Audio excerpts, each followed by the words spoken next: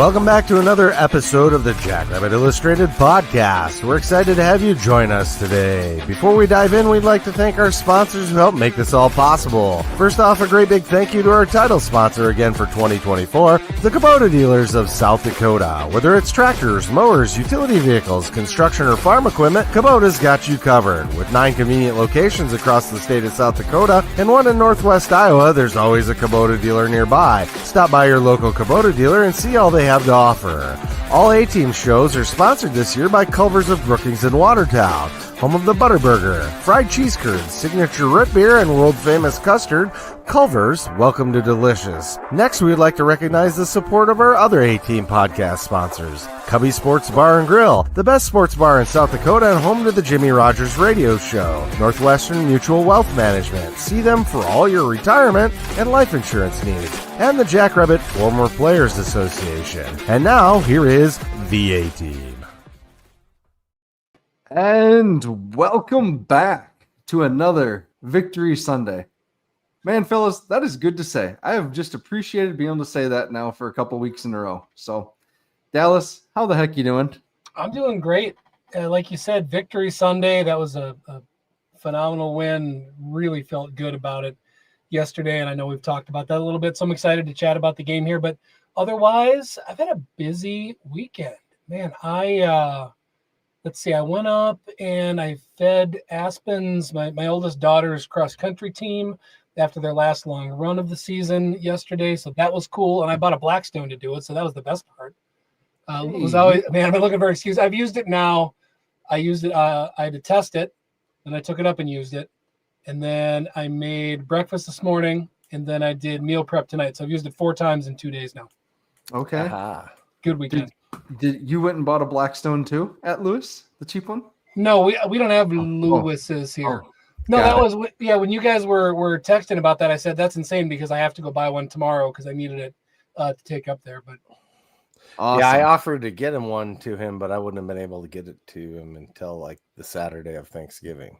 Oh, like I said, you are a scholarman or a gentleman and scholar, sir. Thanks, Jallis. I appreciate that. Man, I didn't drink it. Holy cow. Scholarman. I like that. That's good. Yep. No time we got to mix words here because we got a lot to talk about. Yeah, right. We do. Chad, you doing good? I'm doing well, Matt. Getting things winterized around the place here. Kubota's one of our sponsors and trying to figure out what I'm doing with my Kubota for this winter. That BX series that I got that Kale hooked me up with a good deal on. And the guys down at Pfeiffer, they're great to work with. So if you're in South Dakota and you have a need for a lawnmower, a snowblower on a tractor, a small tractor, a medium-sized tractor, construction equipment, they got some of the best skid steers around, whether it's tracked or wheeled. Hit up your local Kubota dealer of South Dakota, and then we have the one right over the border in Iowa too. See those guys, they'll help you out. I can't wait to get my snowblower running. Matt, you tell me yours works great. I'm excited to see how far that thing shoots the snow. Oh, it shoots it great. And I forgot last week, I mentioned that I stopped and picked up parts and fluid for mine just to get it all winterized and ready and stuff to move some snow. And the folks at Farmers Implement and Irrigation in Brookings, they had my stuff ready. I called, emailed some stuff that I needed. They had it all boxed up and ready for me to go. So it was in and out. So if you need to pick up any parts, when you're heading to the game on Saturday, give those folks a call and they'll hook you up. So thanks to the guys at Farmers Implement and Irrigation in Brookings. So Dallas. Always best to use OE fluids and parts. Yeah. Dallas, how frequently have you been to Culver's lately? Well, not as much as I would like in Brookings and Watertown because those are the best Culver's on the planet. But been to Culver's overall quite a bit. Make sure if you are in town for a game day or passing through or whatever, hit one of them up. We appreciate the support. You can go with my favorite meal. I go with a grilled chicken sandwich. Because it gives me the illusion of feeling healthy briefly. And then I go with a double Butterburger with cheese, pickles, and ketchup. I don't like a lot of extra junk on a burger. I'm kind of I'm a traditionalist that way. Fries, and again, if anybody knows someone at the Culver's R&D lab, if you can come up with a way to get a mix of onion rings, fries, and cheese curds in a single bag, $1 million idea, you're welcome. But yeah, I did that. I've actually been to the one down the street here. Again, wish it was Brookings or Watertown, but kids get custard just about every day. So check out Culver's, Brookings, Gaines. Watertown. There we go. Yep, Gaines. That's what it is. Awesome. Dirty calories. Great. All right. Go ahead. Talk a little bit. Talk a little bit about Hudson's year, man. I'm interested. It just ended, as I understand. Oh yeah, you want to talk a little football here? Give us a little update. We don't have Lincoln Corner like the hair raisers guys, but no, you know what? It's my son Hudson. He is a sophomore at Mankato West. I guess you thought of it because I'm wearing the scarlet. I can't. It's mirrored here, so it's messing me up. Scarlet's hat here, and they got bounced early in the playoffs, actually by Mankato East, who they thumped in the regular season. So it was a rough way to exit the playoffs. Very disappointing for a program that's, honestly a perennial state power in Mankato West. But Hudson, I'm really proud of the kid. And obviously I'm as biased as you get, but he started out as a sophomore, one of only a couple sophomores on the varsity, and wasn't really sure of his role because he's a middle linebacker, but he is behind a guy that's actually going to play at UND next year. So that'll be a good segue into talking about the game on Saturday. But, so he's behind him, but he ended up starting both ways on a 5A school in Minnesota here. He actually, in positions he never played before. So H-back and tight end, and he played some halfback, which I guess he has played before, and defensive tackle. He was a starting defensive tackle at like 6'2", 195, and did really well on all the special teams and all that. So no, super proud of the kid. Works his butt off, and he's all ready for next year. Yeah, his H-back tape is fun. The little bit that he's put out. He's ornery, right? He's a jerk. He has the right mentality. Honestly, I've showed him Mason McCormick videos prior to games. Be this guy. Piss somebody off. Awesome. So like you said, let's transition to UND. Yeah. And Chad, were you at Brendan's or did you watch it from your place? I went down to Dan Haybeck's, my buddy's house. And we watched it down there, and I kind of left for the fourth quarter because handwriting was on the wall at that point. Okay, had to get ready for the murder mystery. So, yep. I'm assuming, Dallas, you watched it from your basement or wherever you watch your games, a quiet space. Okay. So as has been tradition here this year, I actually listened to the first half. Listen to the radio broadcast, actually on the Jackrabbit app, Jackrabbit Athletics app, and so I got kind of a mix because I was on the road. One quick, very random thing, because I've heard a rumor that members of our broadcast crew may or may not listen to this sometimes. I don't know if it's just on the app, but the production guy back in the studio, who is, by the way, fantastic. It's been fun. Do you guys know his name? I don't remember. Is that oh man, the guy back in the guy at the studio. Yeah, the guy. Man, I thought I'd start talking and remember his name. I feel bad, but anyway, he's it's been fun listening to him progress. But at any rate, the different volume levels between Tyler and producer guy and the commercials at least on the app is I have to have it all the way up, and then I have to turn it down to a 3 when it's I don't know, huge variance in that. But anyway, that aside, I just remembered that. Yeah, got to listen, got to watch, got back and watched a lot of the highlights then from the first half. But man, what a fun game. Yeah. So as Facebook user, I'm guessing again that's Jim. Not sure, but I was Millbank at the Pump, and it was very cool. So if you ever find yourself in Millbank, South Dakota, whether you're there to visit Valley Queen or a game against the Millbank Bulldogs, whatever it may be, the Pump, it was one of our first Jackrabbit Illustrated Bar Network bars. It is very cool, and you would not expect it. I bet over 40 TVs, 8 dartboards, video lottery games, the best, 2 really cool bars, good drink menu, good food menu. and there was about a dozen of us Jackrabbit fans there cheering on the game. Nice. And it was just really fun. So thank you to Paul Saylor and Joel Foster for getting me over there to watch that game. And the best part of it, the nearest Dakota Layers grocery store is in Millbank. So I was able to pick up my first 24 eggs for the for the egg toss game. So yeah, you got a spiff from the athletic department. I love it. Yeah, right. fully earned. So I'm curious, talking about where we're watching the game at. How did you guys feel 5 minutes in? What was? I think it was obvious how I felt on the text group. I'm not one to be super positive, so I thought we came out really flat and looked not great, and it almost seemed like we were back in that funky offense. And then, like, the third series, we showed up with last year's plays. I really don't know, but that's just kind of how it felt. Like, all of a sudden, things were clicking. Mark looked sharp. The first couple of series we had were clunkers, and the fact that the ref got in the way on the defensive play, and our guy kind of took himself out too. So, I mean, that sucked, but yeah. Yeah. Okay. So I know people are mad about the ref, right? Kobe, that wasn't his fault. No, I ain't mad at him. It just happened. But again, I wrote this in Rants and Raves. We have gotten in trouble a couple different times this year on slants and loops and games that the defensive line is playing. And it just bit us in the butt finally yesterday. We've had some 20-yard gains, some 15-yard gains throughout this season.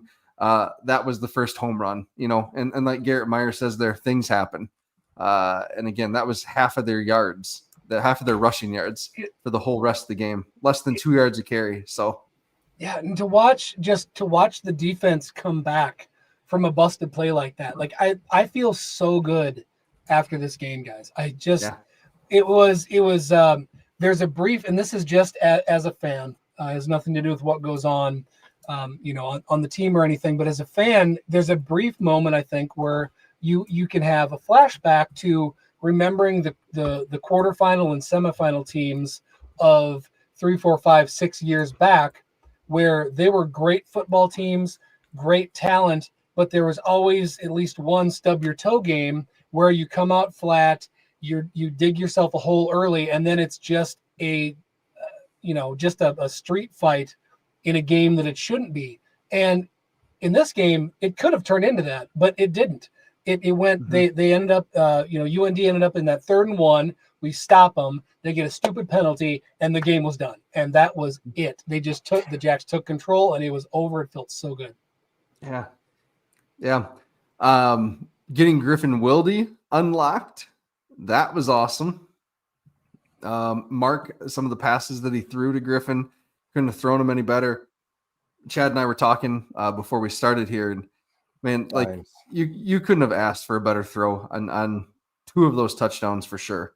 Just beautiful passes. Yeah, one on either end of the field too. Yeah, and you could hear the excitement in Jimmy's voice in the post game with Tyler in that interview. Jimmy was excited about Mark making those passes and getting Griff going. So, yeah. Dallas, you frozen? Yeah, it looks like he is, unfortunately. We're going to pull him off real quick. Sorry, Dallas. Yeah. It was a great game. It turned out great. Our backups got in and looked real good. I don't know that they were running their ones or if they had maybe pulled back and kind of conceded as well. I couldn't really tell because, like I said, I'd kind of jetted it before the 4th quarter, but in the 3rd quarter they looked good. And it looked like they still had their ones in there. So yeah, Chris Howard says, it's good seeing Kirby Truck and Voorhees get some carries. Yeah, he looked good on a bunch of them. Yeah, you're good, Dallas.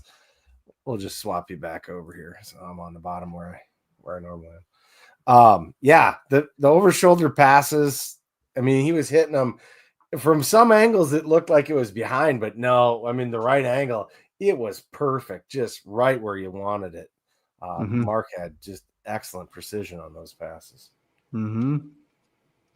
Yeah, I know Borg and Brendan spent quite a while talking about him, but yes, they did. Angel Johnson also, man alive, he's looking explosive. He Wow. is just the backs in general. But yeah, Angel, man, when he gets that corner, I realized I hold my breath when Angel runs the ball because you never know. Like there's going to be a seam at some point. There's going to be a seam, and if you can hit the seam, it's going to be 18 yards. Like it just just like that.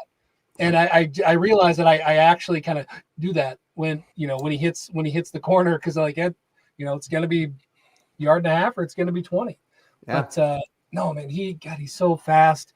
And I made a note, something else I wanted to talk about, flipping it to Amar. Yeah. Amar might be the best, we'll call it bend zone back that we've had since Josh Ronick. The way that he can we get flowing and he can plant his foot in the ground and turn. And I think we talked about this a couple weeks ago where there's times where I don't even think he can see where he's going. It's just a feel because his cut, his angle is so sharp. And I'm remembering back to when I played. Josh was a few years older than me, but Josh was 5'8" in heels probably, but he could plant and he would actually put his hand on the ground when he would plant and go back. And I mean, we're talking, I'm not a geometry guy, but yeah, his angle where he could get back across the field and there's no way anyone could pivot like that. And that's what Amar feels like to me sometimes. And Amar's touchdown run caught my attention. I had to watch it back because I thought it was Angel. How quickly he put his foot in the ground there, Dallas, like you talked about, and cut back. Yep. Like he exploded. I don't know if I've seen Amar do that like he did on that touchdown run with that much velocity or speed out of the cut. Usually he's kind of a glider, it feels like. I don't know. But that was cool to see. If he can keep doing that, oh boy. Yeah, and it sounds like, sorry, Dallas, didn't mean to cut you off. It sounds like we're holding on to Maxwell Woods best we can in the playoffs, and then I'm guessing we're going to see a fair amount of that young man too, because it seems like he's probably earned some time on the field from what it looks like. Yeah, Jimmy, that was his show, right? That he said that this week? Yeah, Jimmy said that in his show at the post game, he said it in the post game too, didn't he? So maybe it was just a show. Yeah, he said it post game this week too. So I'm curious if it's going to be SIU, because what did he say? They want to give him extended run, right? So that he's getting these carries and getting into a rhythm and stuff like he would in a playoff game. So yeah, I'd assume it's going to be this weekend, wouldn't it? Yeah, yeah. Because I'm excited to preview Missouri State because I don't know what we're going to see with them. I mean that could be a game yet. You're not going to see much defense. You'll see plenty of offense. I was going to say, didn't they let Murray State score 31 points? And that might be all we need to know about. Yeah, exactly. Don't miss that one. All I know honestly is that they have a decent looking record, and that's about it. So I think they're a pretty decent team. That's the next week problem. If this is interesting, right? We're getting into scared money territory here, but if their offense can get going up in Fargo, right? We might see 100 points on the board, like in that one, because they're not going to be able to stop NDSU's offense. Oh, not at all. Like NDSU's going to have Cam Miller's going to carve them like Thanksgiving turkey. I'm serious. He's going to make them look silly. And I'm okay with that. Yeah. All right. What else? We're talking offense, though, from UND. What else jumped out to you guys? Offensively? Yeah, offensively. I hate to always repeat what I say in rants and raves, but I think this needs to be called out. I loved the tendency breaker of having Kentrell on the field, who is 5'6", 120 pounds. I loved seeing him blocking downfield on that long Angel Johnson touchdown run, because you see him trot out, you see the dual backs with Angel and Kirby, and then you see the freshman wide receiver who freshmen typically aren't known for their downfield blocking. Lofton's an exception, it looks like. He's pretty damn good at it. You're thinking pass. At least I am. If I'm a defensive player and I see Kentrell come out, you're definitely not running to his play side. So what a good tendency breaker there to do that. That was great to see, in my opinion, because again, I've kind of been scouting and watching like the wide receiver formations when they come out. A lot of times you see Marcus Preston or Elijah Irvin out there. It's going to be a run play. You see Kentrell, it's going to be a pass. that was not that way this week. So very cool. Yeah, you can see just wide receiver blocking in general. Like that has been a focus in practice, and you can see it on tape. You can hear the radio crew talking about it, that has steadily improved over the course of the year. And that's why there's some 6-yard runs that have turned into, 12 to 17-yard runs. And that's because there's one extra guy tied up in the backfield by one of the wide receivers. One thing, this is changing topics here a little bit, but I really liked that taking that shot first play of the game, because that was a backup corner that was in, and it made our intentions very clear from the opening snap. I saw a couple people, I think, gripe about it on Twitter, but I thought it was a great call. Just go, all right, we're here. We're going to do this. And, if it works, great. It didn't, but that's fine. Yep. I think it was a great play call for sure. Maybe execution could have been a little, but yeah, I'm always the positive one in the group, aren't I? Yeah, you are. Ray of Sunshine. That's your nickname. Yeah. I know. You guys just ignore it. The other thing we got to call out 605 Hogs. Yeah. I mean, running the ball, they were resetting the line of scrimmage, play in and play out. Again, I'll harp on it. I don't know why. I'm not a UND fan. They got to switch to a 4-3. They are too small to be in a 3-4 defense. You can't have 245-pound ends in a 3-4. It doesn't work. No. Like as a down lineman, you can't. So that's just stupid on them that they keep trying to do it. But no, pass blocking was excellent. I think Mark got hit on a couple of those longer developing plays, but that's going to happen. For the most part, he was clean, and the running game, my goodness, again resetting the line of scrimmage, awesome. Good job, 605 Hogs. They did, and honestly, the offense and the Hogs specifically won on first down over and over and over all day. Yeah. Yep, exactly. Makes an offensive coordinator's job a lot easier, I imagine, when I don't know what they average on first down, but I felt like they averaged 6.5 yards on first down. It had to be close to that, because we had some 9s in there for sure. Yep. Yeah. Yep. All right, so we should talk about defense then? Yeah, only other thing I think offensively, it was I wrote down a gripe that as when the game got out of hand, I'm like, man, it'd be nice for Chase Mason to get some reps. And then I thought, you know what? It's cool to see John Bell get some reps. Let's do this. And that was kind of cool.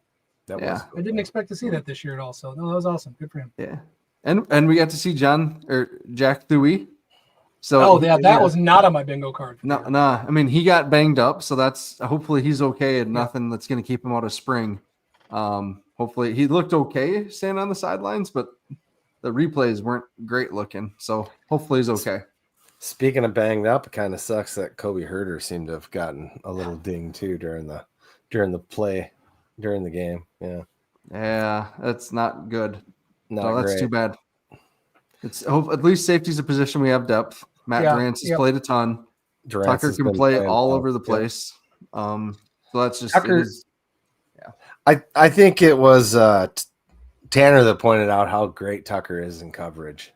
It's pretty nice to have a guy like that back there at safety. And he pops up, fills holes and stuff too, almost like a linebacker, even though he isn't quite sized that way, but he's got such speed that he can really fill in, in a heartbeat.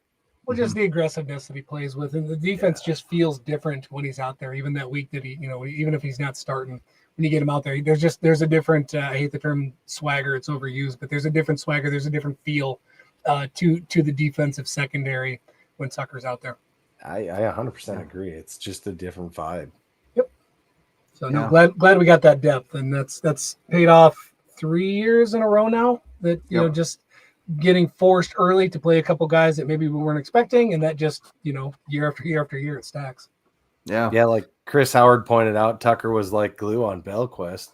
I mean, he got a few plays. Dude's a stud. He's going to get a few, but good. They weren't large plays. He didn't gash us, and that's about the best thing you can ask for with a guy with that kind of talent. I mean, Jimmy said he's the best wide receiver in the FCS. And if Jimmy says it, I trust him. And I don't have any reason to think he's not. I mean, he's very talented. Yeah, and part of it's too that the quarterback, I didn't think had a lot of time to get the ball out of his hand because the chain gang was all over in his face quite often on the pass plays. And it kind of seemed obvious when they were going to pass. I don't know about you guys, but it felt like every time they were going to pass, I said to Dan, I was like, hey, I think they're passing. Like, sure enough. So, yeah, it was just interesting to see Tucker, just blanket Belquist like that. And I was on with Kyle on Friday on Splitting Hairs, and I made the comparison to when we used to play David Johnson on at UNI. He never had huge games against us. And then, you'd see him against every other Valley team and he goes bananas. And then he goes to the league and has a great 4-year, 5-year run. But against us, it was just like, meh, okay, like this is the guy. But Belquist, you can tell, is good. But it's just interesting that he goes off against everyone else. And in the what to watch, what was it? He had like 19 receptions against us, 16 receptions for 160 yards and 1 TD through 4 games. So right around 200 yards in 5 games against us with 1 TD. That's pretty damn good. So good job to the secondary. Good job to Tucker yesterday. Darren, chain gang, the backers. We finished with 4 sacks, 3 of them by the linebackers. So that's cool to see. I thought the blitzes were timed pretty well, except for maybe that first run. To be nitpicky, that one didn't quite work out, but they seem to be quite effective. No, backers, everybody that was in the game just flying around. The speed that they get to the ball is so impressive. Who had that? Spalding had that hit where he just snatched somebody's soul. That was the quarterback. Wasn't it? And it looked like the quarterback gated too. And so I was shocked when he was back in on the next possession. Yeah. Like that. Yeah, he did look like he was slightly, moderately cussed. Yeah. Yeah. And then Dayton McCoy too. Dayton McCoy is playing like a guy right now that knows he's a senior. There's not a lot of games left. Man, he looked good out there just flying around. Maybe he's finally healthy or just, I don't know. He's just feeling good, or again, end of your career coming up. So good on those guys, man. It's what a luxury to have 4 players like that have played so many games, kind of can sub all in, just playing like crazy. So law firm chose violence. Indeed. Yeah, I think they know him pretty well up there in Grand Forks, as the one tweet pointed out today. Yeah, right. Yikes. Another general thought that I had, did it not feel like the coordinators both called great games? And maybe it's all execution, who knows? But again, it's another game where if you don't notice the play calling, if you don't notice the schemes defensively, that probably means that they're putting guys in good positions. And that was, I had that thought a couple of times.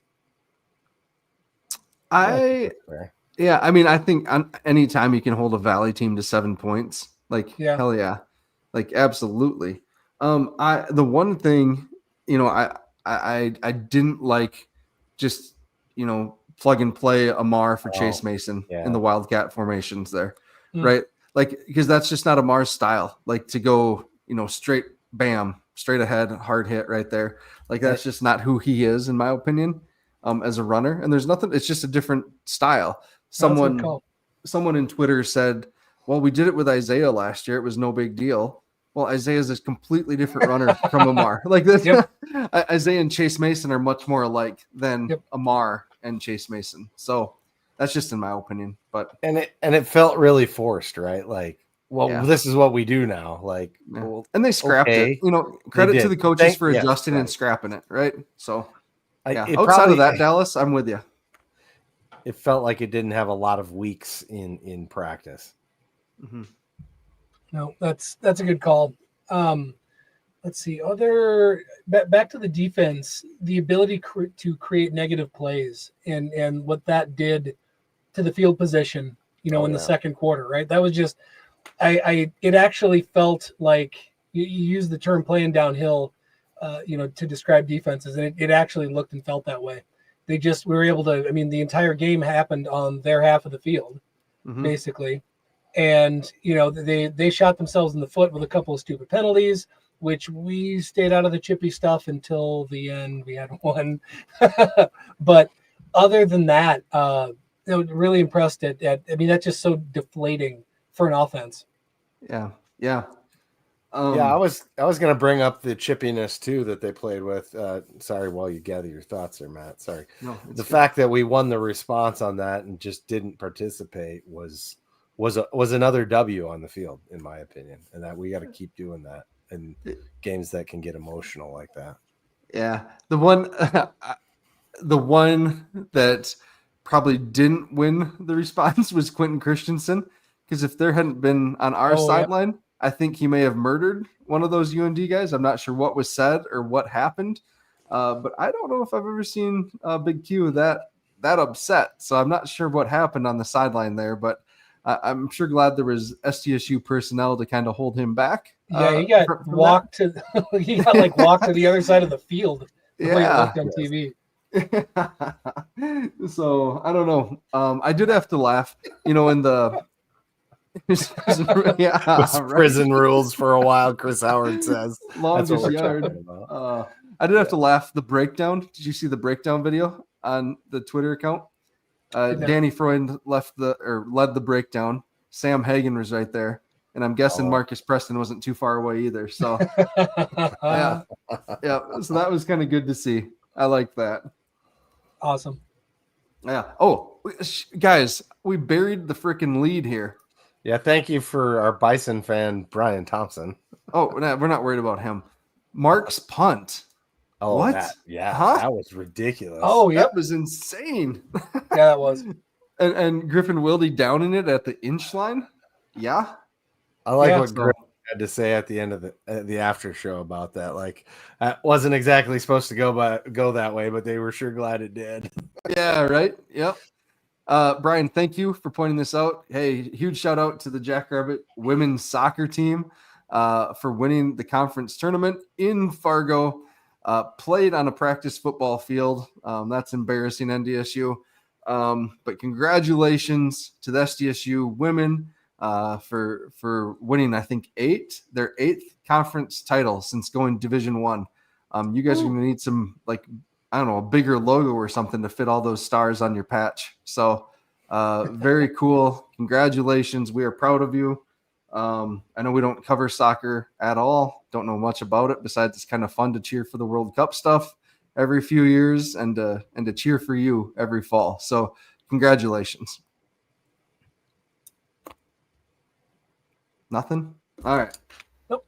Nothing. Cubbies. I think on Saturday I'm going to go to Cubbies before I come to tailgating. Just because it's fun to go to Cubbies. And everyone should go to Cubbies at some point this fall, winter, whatever it may be. Get yourself some of the great food. Get yourself the good drink, whatever it may be. It's always a fun atmosphere. Plenty of screens to watch the games that you want to watch. It's wonderful. So, jeepers. Missouri State people are here already? Oh, is that an AI picture? It sure seems like an AI. Oh, it has to be. I don't know. All credit to Missouri State. We think they're a very good team this year. It's shown by the results. However, 31 points to Murray State. Awful suspect. Tom, you interrupted my read about Cubbies here. So, anyways, Tom, if you guys would go to Cubbies before we play you, maybe you'll have a better defense in that game. I don't know. But so anyways, get yourself to Cubbies, folks. Best place in town. We all know Cubbies. We all love Cubbies. So yeah, there we go. Thank you, Cubbies. Yeah. You haven't had Chislick, get the Chislick. Oh man. Yeah. And the nachos are good too. The nachos are pretty awesome. Yeah. All right. So offensively, I went with Wilde. I feel like I could have gone with Angel, could have gone with Mark, could have gone with the 605 Hogs, but I went with Wilde. He put up three touchdowns. He just looked unstoppable. So, and who was your prediction? Oh, prediction. So Taylor, congratulations, Taylor Murray. Get last week's guest picker, picked Wilde for Jake, who is not here again. So, congrats on that. Defensively, I picked Tucker Large. No one picked Tucker. It's a good call. But I think Bach or Francel could have got it too. So Taylor see, again, and Dallas had Francel. So yeah, I like both of my picks. I thought I had Mark. You had Mark, yep. Yeah, I had Mark. So I don't know. I got silver medal for both. There you go. I don't recall what I had. Chad, you had Ogrosky and DePriest. So DePriest yeah. had a good game too. So he did have a good game. A lot of the D linemen had a good game.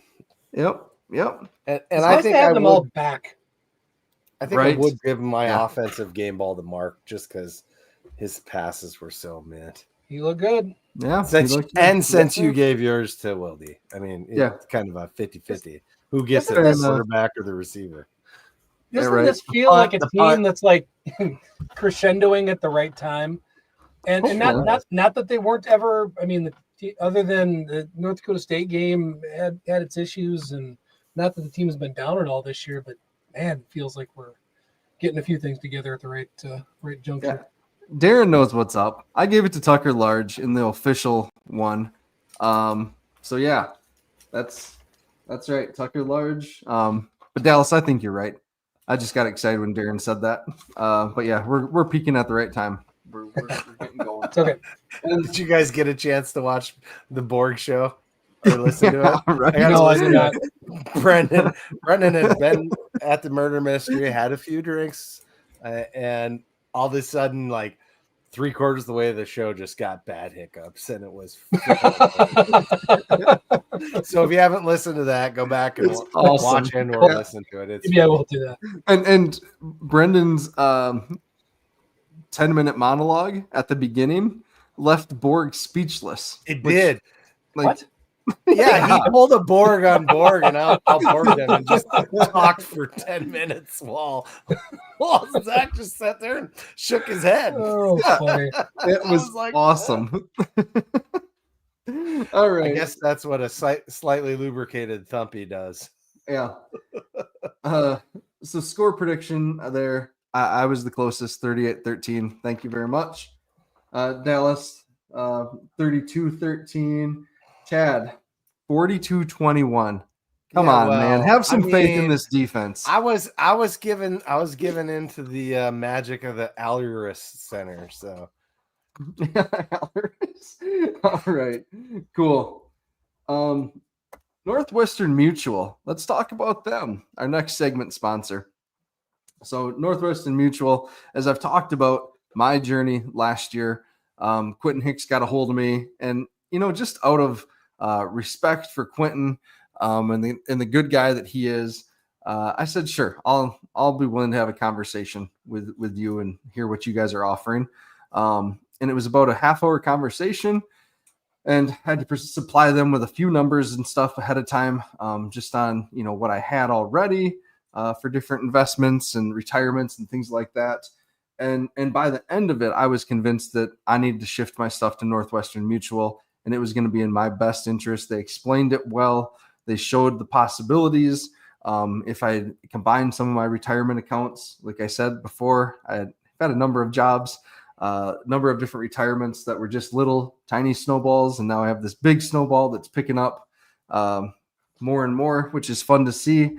But also in that conversation, I realized how underprepared I was for life insurance, for, if something were to happen to me or Kelsey and our kids and things like that, and how life has changed since I had my first life insurance policy and all of that. So it was a great conversation to help me understand and realize that I needed to do some work. But as Brendan always says, it also made me feel better knowing that I was on the right track at least. So thank you to Northwestern Mutual for your support of the show. And if you are also interested, get a hold of the folks, Chris Schenkel, his team down in Sioux Falls, and they will help set you up for your retirement, life insurance, or whatever your financial goals might be. And as Chad is pulling up here, the Alex's Lemonade stand, our guy Mark is on top, looking good. Good job, everyone that's been supporting that. Chad, what else can you say about it right now? Well, I know the Hagen's Wagon crew, they raised $125 with almost double the amount of pudding shots that I had. Them guys made a ton, all sorts of cool flavors. And I mean, I respect that, but I'm gonna stick with my stuff because I just don't have apparently the expertise or time that they do. They're doing more than me. I can tell you that. But it sure looked good. They said they had a great time. I know they really enjoyed the game, and so we got another $25 going towards Mark's total there, which, as you can see, 5,026. I do believe that we haven't seen it yet, but I do believe that Northwestern Mutual, our sponsor, you see we're scrolling on the bottom there, kicks in an extra. Was it $500? I think maybe that's what it is. Something like that they kick in once a player hits the $5,000 mark. So kind of cool. So that should jump, I think, in the next week or two from that as well. All right. Cool. Well, thank you again, Northwestern Mutual, and thanks to everyone that's donated up for Mark there in the Alex's Lemonade Stand Challenge.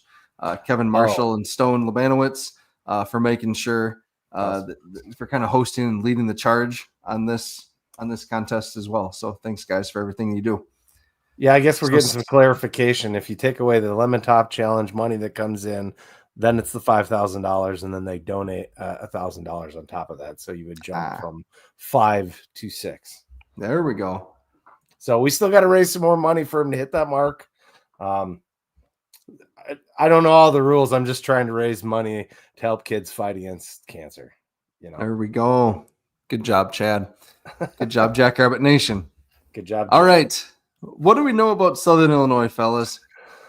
Well, they're down to their 4th string quarterback, right? That's what they say. Yeah. Yeah, as a team that I forget where most of us picked them at the start of the season, middle to top third in the conference, and they looked decent coming out. They got beat by BYU, who looked like they were going to be very good to start the year. Kind of a little like Oklahoma State, which, my goodness. By the way, is that a bad loss by the Jacks in August? Oklahoma State looks so bad. I mean, it feels like it is. It feels like they're up for our game more than they've been up for other games. Honestly. Sorry. Yeah, all right. Sorry to get sidetracked, but I was just thinking Big 12. That is a shocker. I see that you said that on Twitter and kind of offended one of our friends down there. No, you didn't offend. No, they are so comically negative about the Oklahoma State this season. I mean, they're pretty vocal about their disappointments. And no, I don't think I made them too mad, but they were on it instantly, which was funny. But yeah, SIU. Sorry, we got a loss at BYU. They beat Austin Peay.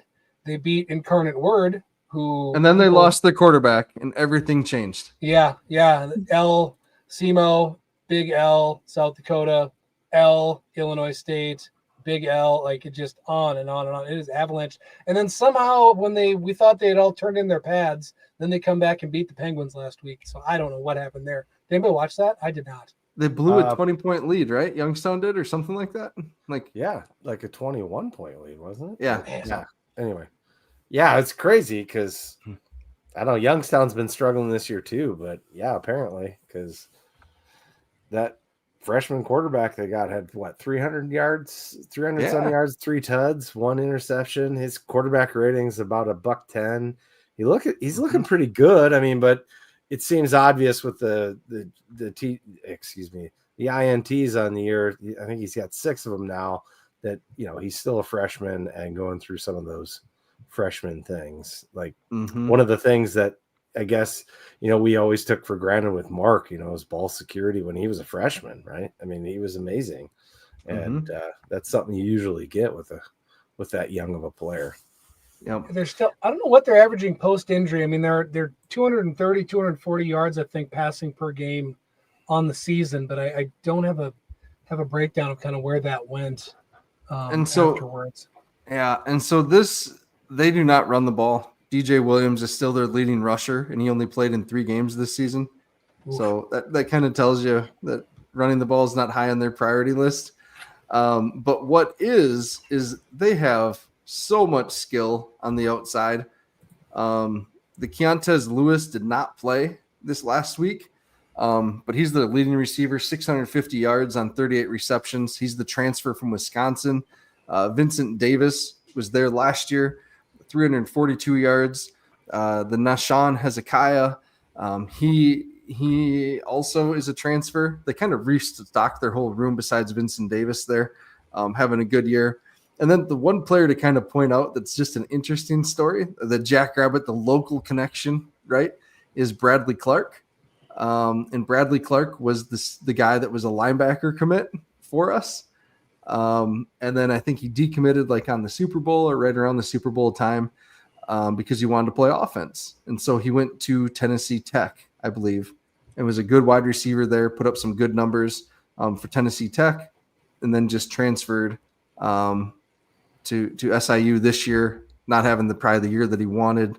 11 receptions, 125 yards is all, but kind of unique connection there, right? So your knowledge is impressive and a little overwhelming sometimes. I'm gonna be honest. Sorry. Only you will remember that besides the staff, I feel like. I'm impressed. Yeah. You're the kind of guy that finds like some wide receiver tape and sends it to the coach and gets us some kind of walk-on stud or Well, something. I just like recruiting. Yeah, I can't help Yeah, it. no, I know. It's awesome. No, it's not a bad thing. Nope, I'm impressed. I don't have that kind of. I don't have a brain for names like that at all. How many years removed are we from them having their like 30 FBS? They had some giant FBS transfer year, didn't they? I mean, they Like still 3 years do. ago? Like they still do, right? Is it Like this year that's too?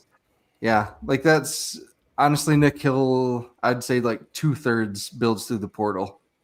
Like yeah, I would not if I was a graduating senior.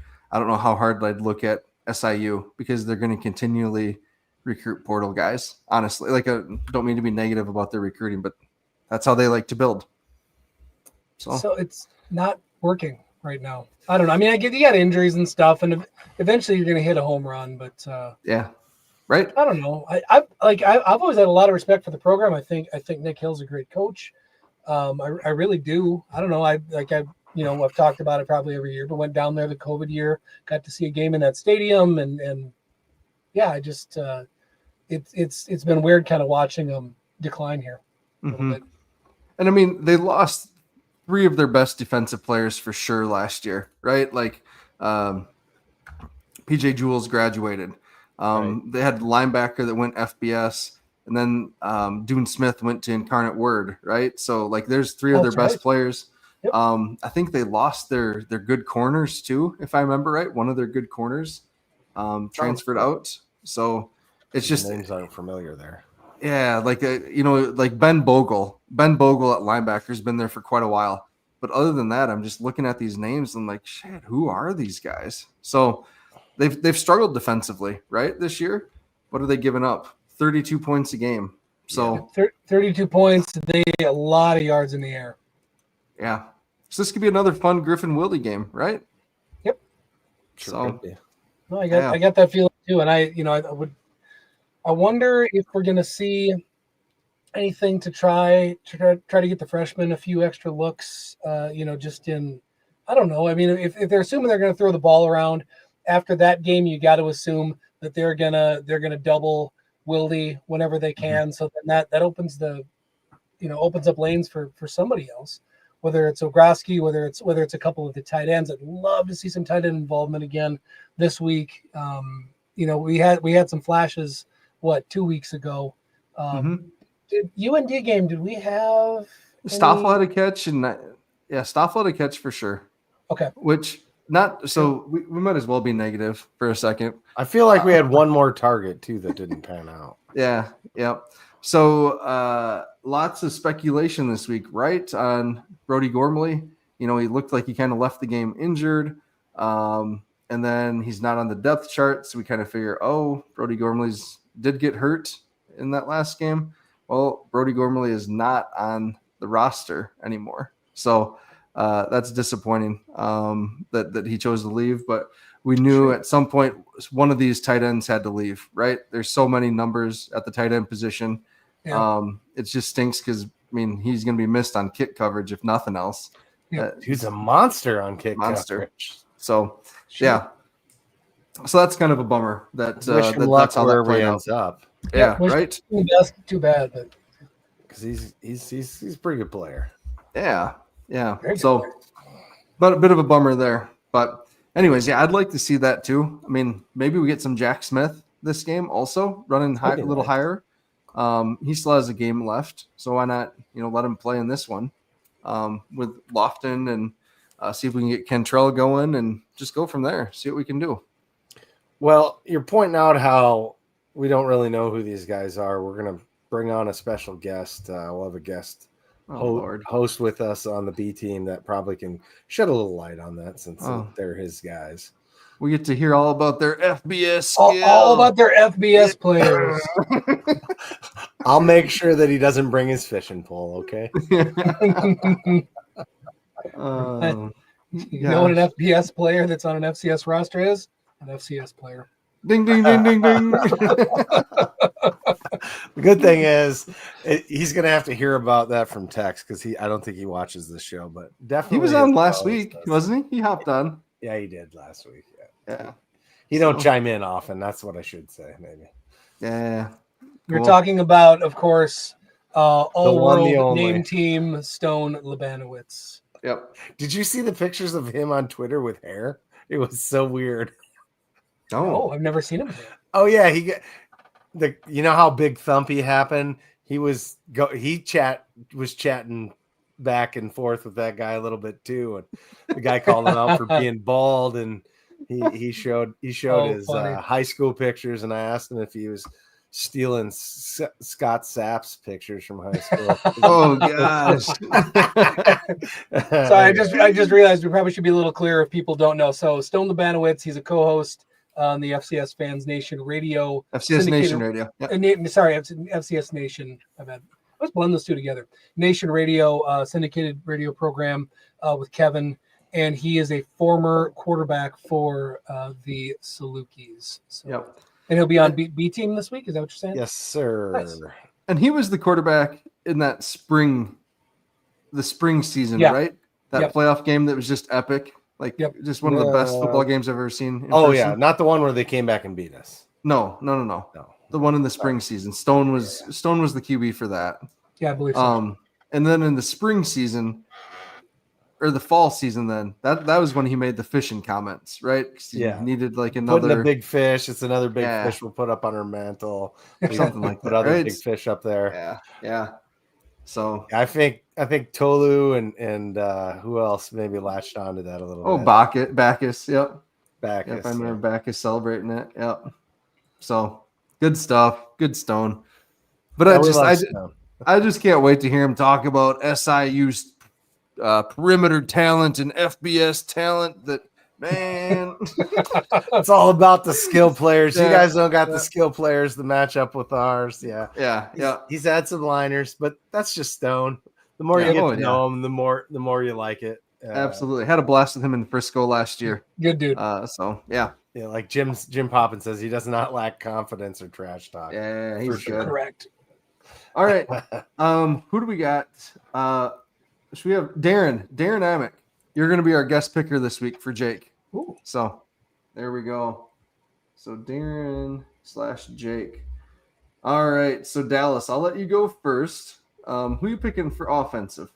Offensive, we are going to throw the hell out of the ball this week, and I'm going to take Mark again. I think he got robbed by you not getting it this week. But so I'm going to double down. QB1, Mark Gronowski. All right. Darren, get yours in. Chad, who are you going with? I'm going with 21. I think it's a good game for his speed against these guys. Okay. And I'm going with Lofton. I'm going with Lofton this week. So Ogroski. And it's not Logan, folks. It's not Logan. It's Lofton. Yeah. Lofton. So, and I have so much trouble not saying Ogorski, and I don't know why. I've never met anyone named Ogorski. Ogroski, yeah. I keep. Okay, Darren is going with Angel on offense also. Nice. And then Beanham on defense. Okay. Chad, make Dallas go last. Chad? I think it's a good game for Mr. Bach. We haven't seen him really shine because the other backers have played so well. Like, I think that's part of why. Not that Jason Freeman wasn't a stud, but I think that the two guys are so balanced comparatively that, and they're playing their position and staying home the way they're supposed to.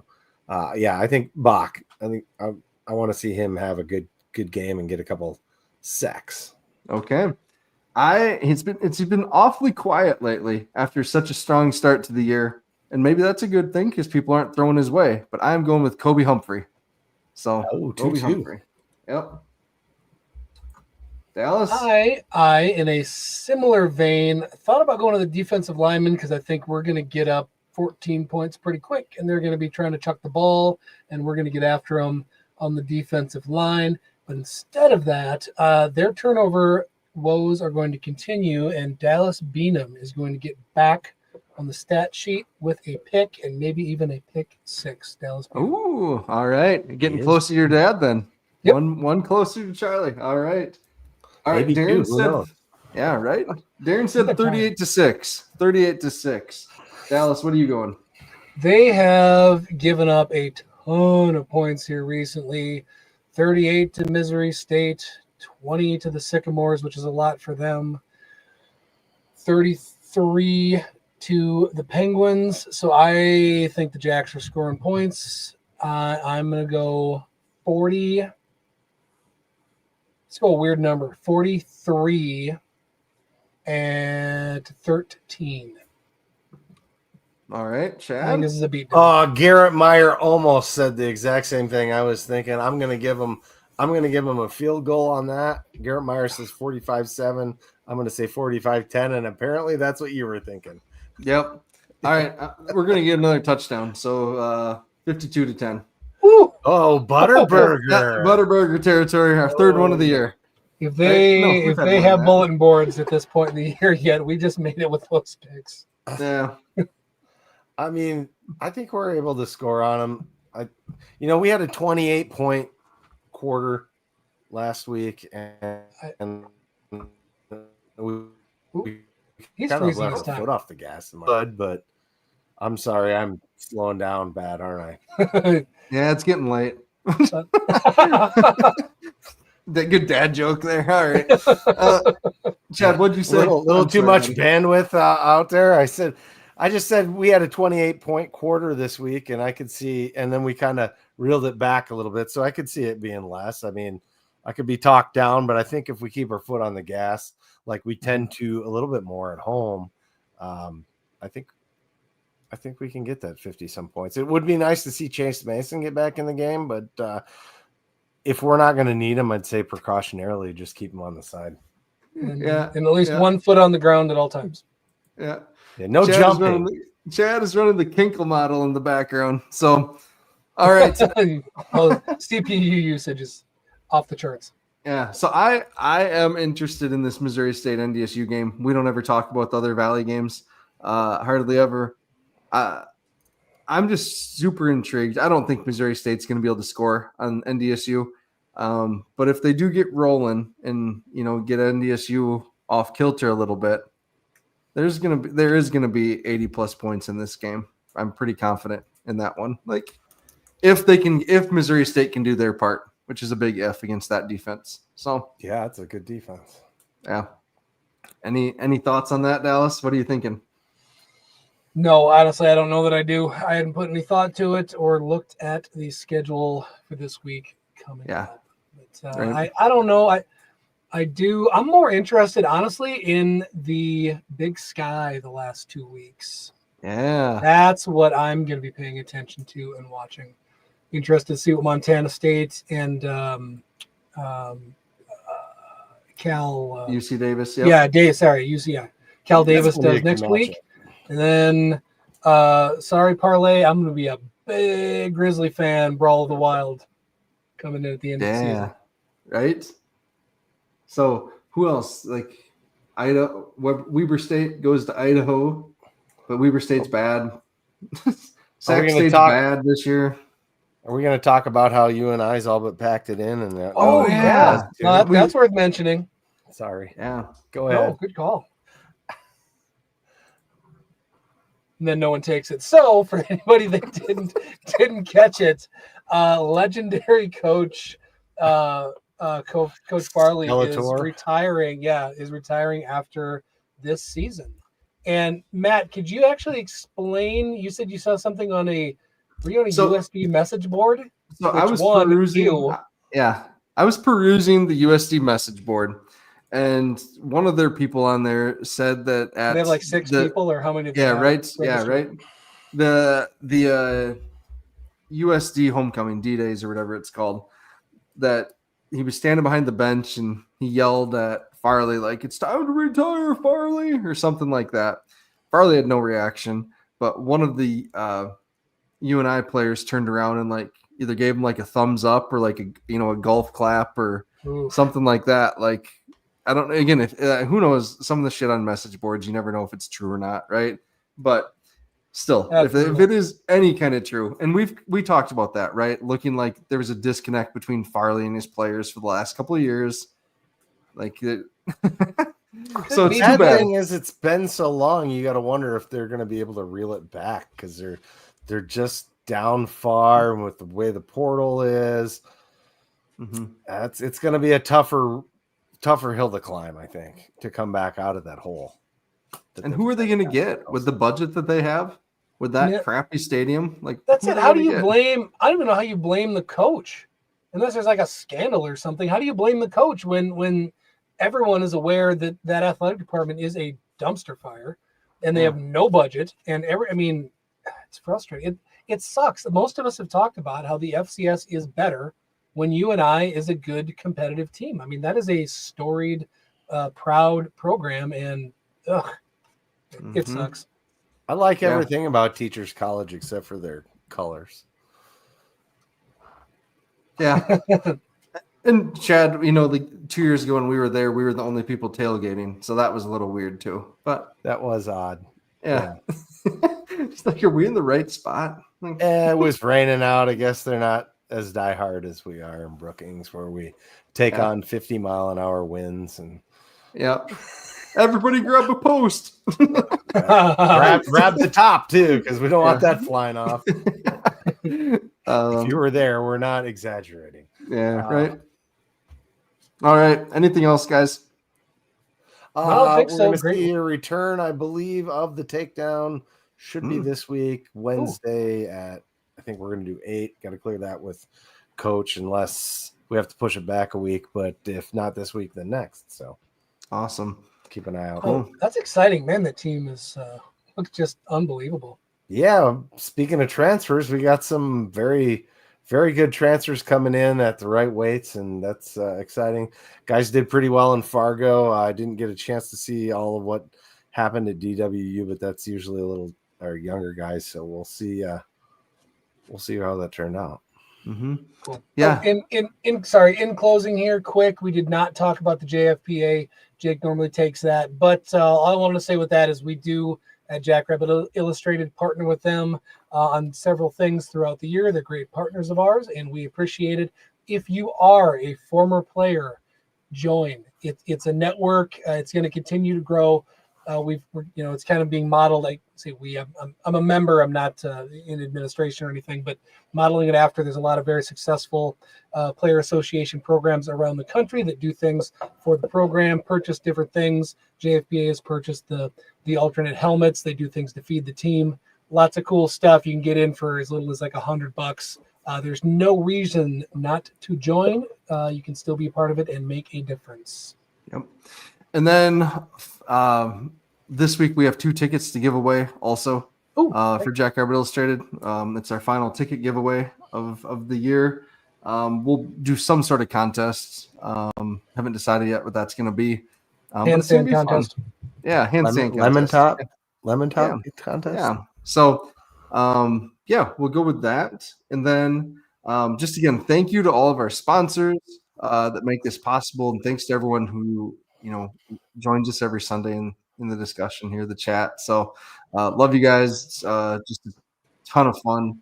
I don't know how much longer, probably another 8 years of doing this. I don't know. It could be 2 more years. I don't know.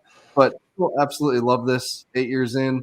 And it is because of you and the interest and the team and all that. So thanks, everyone. Really appreciate it. Yes, Miles is still sponsoring Chad.